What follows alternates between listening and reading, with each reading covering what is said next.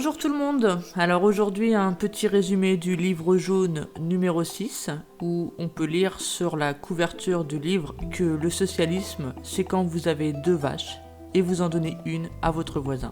Le communisme c'est quand vous avez 2 vaches, le gouvernement les prend et vous distribue le lait. Le fascisme c'est quand vous avez 2 vaches, le gouvernement les vole et vous vend le lait. Le nazisme c'est quand vous avez 2 vaches, le gouvernement les saisit et vous élimine. La bureaucratie, c'est quand vous avez 2 vaches, le gouvernement les prend, en tue une, traite l'autre et jette le lait par la fenêtre. Le capitalisme, c'est quand vous avez 2 vaches et vous en vendez une pour acheter un taureau. La liberté, c'est quand vous avez 2 vaches, vous ne mangez plus de viande et buvez de l'eau. L'humanité, c'est quand vous embrassez vos 2 vaches, vous jetez votre carte d'identité par la fenêtre et dites la vérité autour de vous. Et là, les systèmes dépourvus de scrupules finiront par s'effondrer d'eux-mêmes. Quel est le projet de ce système ? C'est l'établissement d'une dictature à l'échelle mondiale. L'oligarchie qui détient le vrai pouvoir agit dans l'ombre et manipule nos responsables politiques comme des marionnettes. Dans ce livre, on parle de la CIA. Et concernant la CIA, les dossiers ressortent les uns après les autres. On a appris que les agents de la CIA se sont rendus coupables de meurtres et de tortures pendant des dizaines d'années. Leurs interventions en Amérique centrale ont engendré des dictateurs. Au Moyen et en Extrême-Orient, ils ont contribué à former des terroristes. Beaucoup de barons de la drogue sont devenus puissants et dangereux grâce à la protection de la CIA. Et parallèlement, la CIA fait des recherches sur le contrôle du cerveau. Ce projet a pour nom de code MKUltra. La CIA ne néglige pas pour autant les méthodes traditionnelles. Le premier ministre congolais Patrice Lumumba, après l'indépendance, y a laissé sa peau.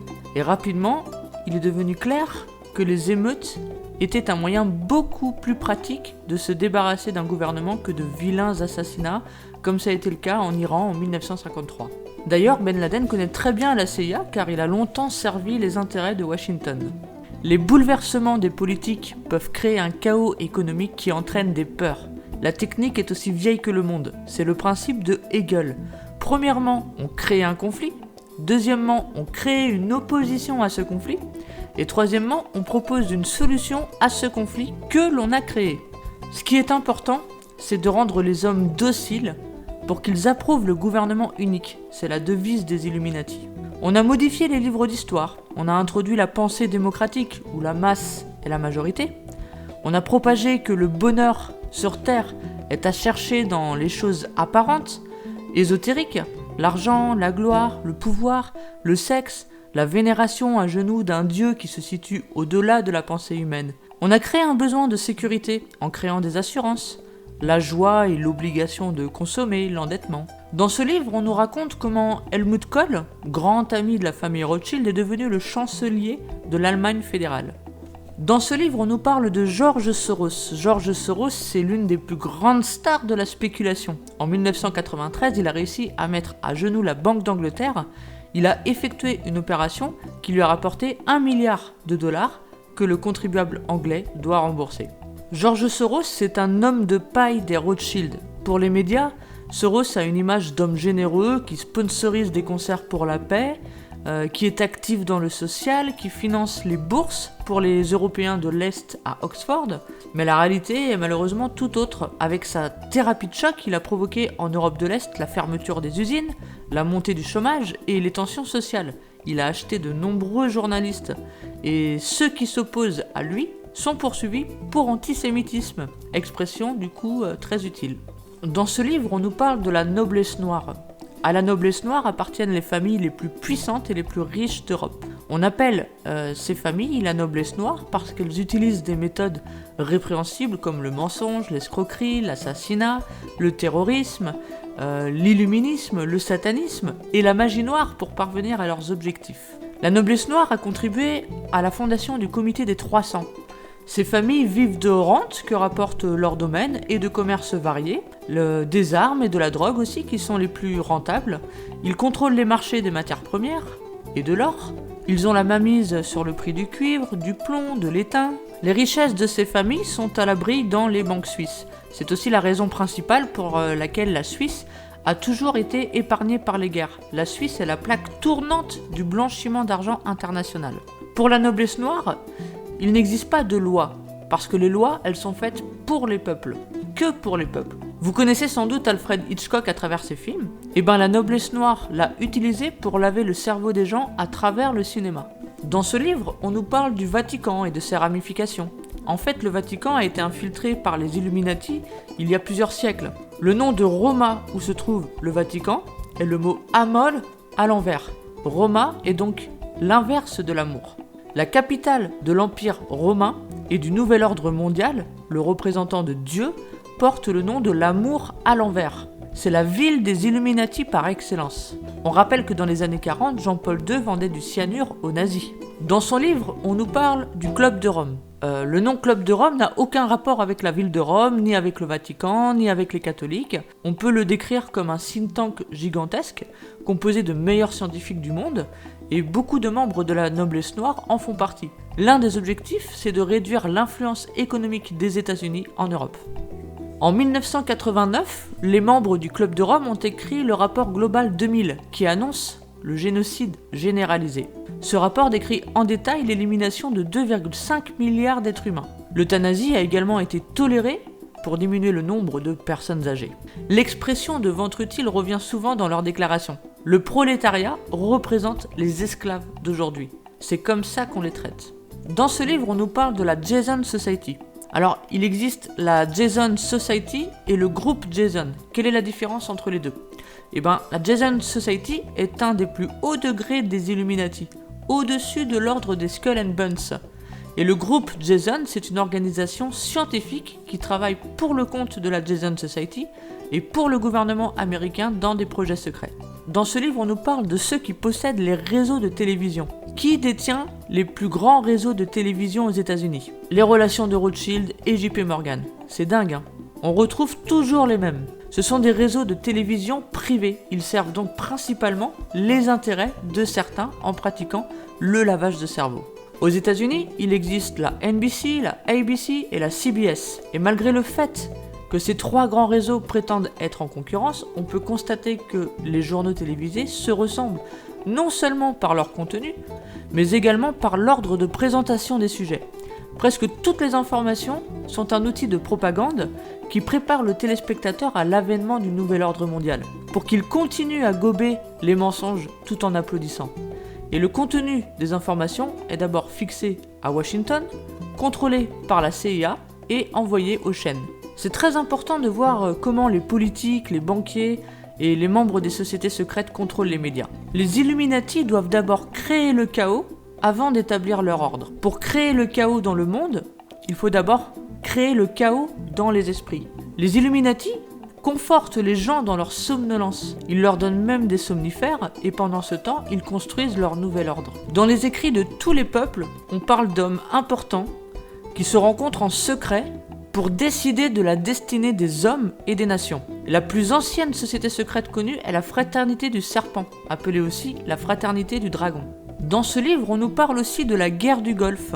Et l'objectif stratégique des adversaires de l'Irak était de détruire le pays qui est un des seuls, avec les Iraniens, à s'opposer à l'hégémonie des Illuminati. Le projet des Nations Unies est de provoquer la famine, d'empêcher tout approvisionnement sanitaire et médical. L'Irak est devenu puissant économiquement.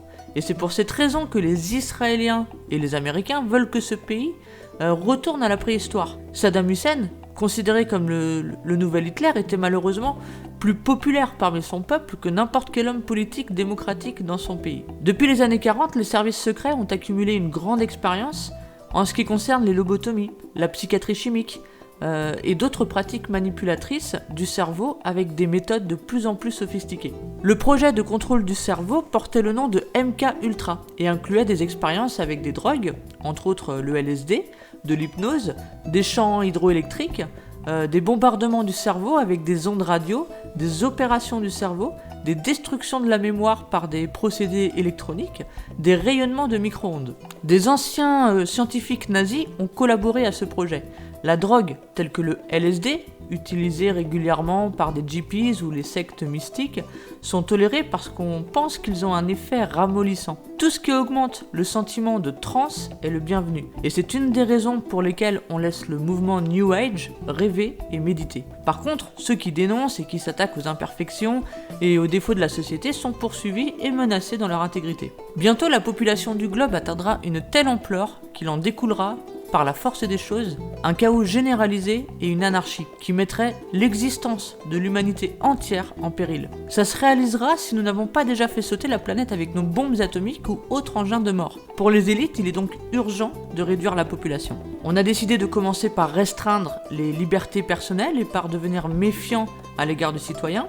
Ensuite, on commence à évoquer la pollution des hautes couches de l'atmosphère, le trou dans la couche d'ozone. Pour freiner le taux de naissance, on a développé des nouvelles méthodes de contraception, les préservatifs, les pilules, l'avortement. Le mouvement de la libération de la femme qui prônait l'avortement a été subventionné.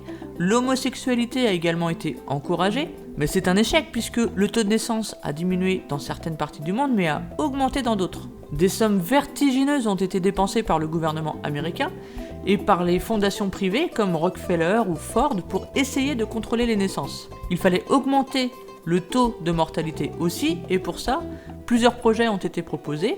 Le projet principal consistait à développer un microbe qui attaquait le système immunitaire. Et justement, ils ont créé le sida.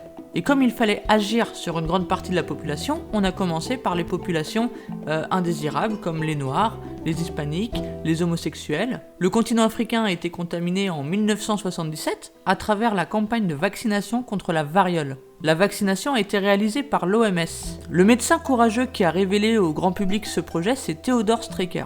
Il aurait dû être récompensé par un prix Nobel, mais déjà, il peut s'estimer heureux de ne pas avoir été victime d'un suicide. Vous savez, le genre de suicide typique où on se trouve ligoté les mains dans le dos, pendu et jeté au 20e étage, sans aucune intervention extérieure, bien sûr. En 1978, une partie de la population américaine a été contaminée à travers le vaccin contre l'hépatite B. Tous les moyens sont bons pour réduire la population du globe, la guerre, la famine, les épidémies, les stérilisations de masse. Des virus inconnus ont fait leur apparition et ce n'est pas la nature qui les a créés, mais des hommes sans scrupules.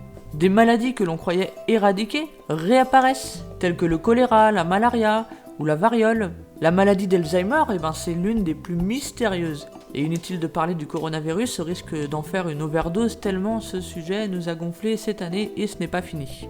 Alors revenons-en au sida. Pour certains, le sida c'est une sorte de punition divine pour un monde plein de vices. On pourrait presque y croire, parce qu'on n'arrête pas effectivement d'abrutir les gens en leur faisant croire que c'est à cause de leur mode de vie que les homosexuels et les toxicomanes ont contribué à répandre cette maladie mortelle.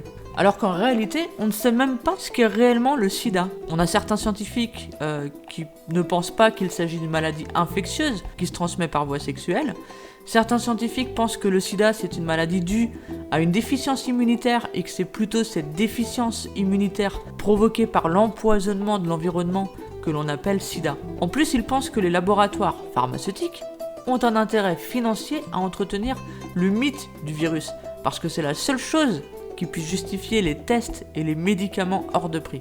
Alors en Afrique, les statistiques sont très différentes de celles en Europe et aux USA. Par exemple, chez nous, la proportion d'hommes contaminés est de 90%, alors qu'en Afrique, elle est de 50%. Il y a beaucoup de personnes infectées qui sont en bonne santé, et des malades qui n'ont jamais été en contact avec le HIV. Personne ne sait réellement ce que c'est le sida, même si les grands chercheurs donnent l'impression de savoir ce qu'ils font. Sur le continent noir, un médecin peut diagnostiquer le sida sans utiliser de tests, hors de prix, quand certains facteurs sont réunis. Donc ces facteurs peuvent être une simple perte de poids ou une nausée. La malnutrition, le manque d'hygiène, l'eau polluée et les vaccinations de masse ont affaibli les Africains jusqu'à les rendre malades. En plus, les entreprises occidentales aiment bien vendre en Afrique des pesticides qui sont interdits depuis longtemps chez nous. Des experts du sida en Tanzanie ont attendu pendant longtemps l'explosion annoncée des cas de sida. Et ils ont dû constater qu'en réalité, il n'y avait pas tant de cas de sida en Afrique. Même les tests HIV sont superflus. Ils donnent souvent des résultats différents pour un même échantillon de sang. Quelqu'un peut être positif, une autre fois, il sera négatif. La firme britannique Wellcome a gagné des milliards de dollars avec l'AZT, alors qu'aucun patient n'a survécu. Ce médicament a tellement d'effets secondaires qu'un individu en bonne santé mourrait en peu de temps. Et on sait que les liens entre l'industrie et la politique sont très étroits, puisque le Wellcome Trust se trouve d'ailleurs juste à côté de la Rockefeller Foundation. Un système immunitaire en bonne santé nous protège des corps étrangers que sont les bactéries et les virus. Et ce n'est que quand le système immunitaire est affaibli que les infections apparaissent. Donc c'est pareil pour le sida. Ce chapitre sur le sida n'aborde qu'une partie de ce qui se passe réellement. Conclusion, pour comprendre ce qui se passe dans le monde, il faut savoir que les médias essayent toujours de faire passer les destructeurs pour les bons et de faire passer leurs opposants pour les méchants. Pour faire un raccourci, on peut dire qu'il suffit d'inverser ce qui est proposé par les médias. Les victimes sont les responsables et les sauveurs sont les bourreaux. J'espère que cette petite vidéo vous a plu, je vous remercie de l'avoir regardée jusqu'au bout. N'hésitez pas à mettre des petits commentaires, un petit pouce bleu, et je vous dis à bientôt pour une prochaine vidéo.